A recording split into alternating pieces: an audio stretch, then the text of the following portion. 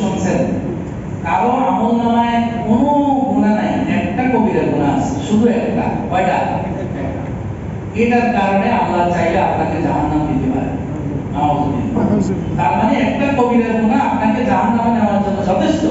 কি মনে করেন কথায় কথায় কবিরা গুনাহ করতেছে?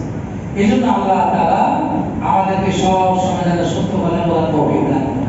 আমিন। আল্লাহ বলেন ইয়া আইয়ুহাল্লাযীনা আমানু তাকুল্লাহ ওয়া কুলু কাওলান সাদীদা ইউসলিহ লাকুম আ'মালাকুম ওয়া ইয়াগফির লাকুম যুনুবাকুম। এই বান্দার আল্লাহকে ভয় করো, সদা সত্য কথা বলবে, ঘুরে ভাষায় কথা বলবে। কথা যেটা বলবে স্ট্রেট কাট, ইংরেজিতে কয় স্ট্রেট কাট, যে স্ট্রেট কাট কথাবার্তা বলবে, ঘুরে ভাষায় কথা বলার দরকার নাই। এতে কি হবে? ইয়াগফির লাকুম যুনুবাকুম, আল্লাহ তোমাদের গুনাহ মাফ করবে। সুবহানাল্লাহ। তাই প্রথম গুণ হলো সদা সত্য কথা বলবো ইনশাআল্লাহ। বলেন ইনশাআল্লাহ। ইনশাআল্লাহ। চেষ্টা করবেন কোনোদিন কোনো প্রয়োজন ছাড়া, প্রয়োজন তো নাই, কোনো মিথ্যা কথা বলার কোনো প্রয়োজন নেই, মিথ্যাই আপনাকে ফাঁসাই দিবে, সত্য আপনাকে ইনশাআল্লাহ। আল সিদকু ইউনজি ওয়াল কিসবু ইউনজি।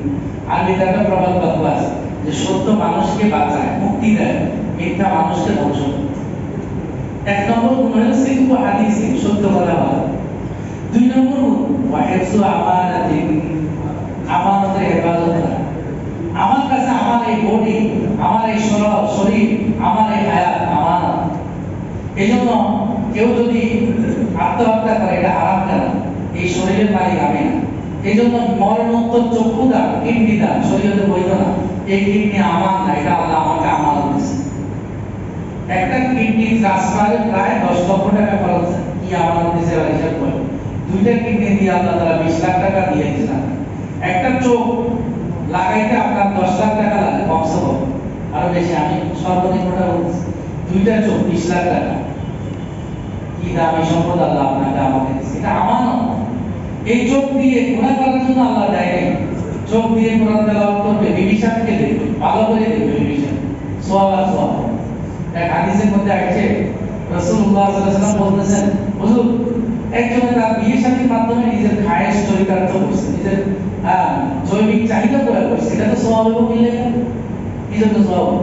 আল্লাহ রাসূল সাল্লাল্লাহু আলাইহি ওয়াসাল্লাম বলেন এই জৈবিক চাহিদা তো সে ভিন্ন পথেও পুরো করতে পারত, আল্লাহর নির্দেশ মোতাবেক পুরো করছে, এই জন্য এটা তো সওয়াব। এটা আপনার দাবি ভালো করে জানেন। এরকম হয়েছে নোয়াখালীতে মেয়র ছিল, আমি নাম বলবো না, প্রভাবশালী ছিল মেয়র থাকার কারণে, দীর্ঘ 2টা মেয়র ছিল। বন্ধুর বাসায় যাওয়া আসা করে, বন্ধুর বউ পছন্দ হয়ে গেছে, সেও একটা কবি, প্রভাবশালী, সেও নেতা। নেতার বাড়িতে যাই, পরবর্তীতে কি হয়েছে, ওই বন্ধু তারে মারে ফেলছে, মেরে ওর বউয়ের বিয়ে করছে। বেপরদার একটা চোখের হেফাজত, মানুষের কখন কি হয়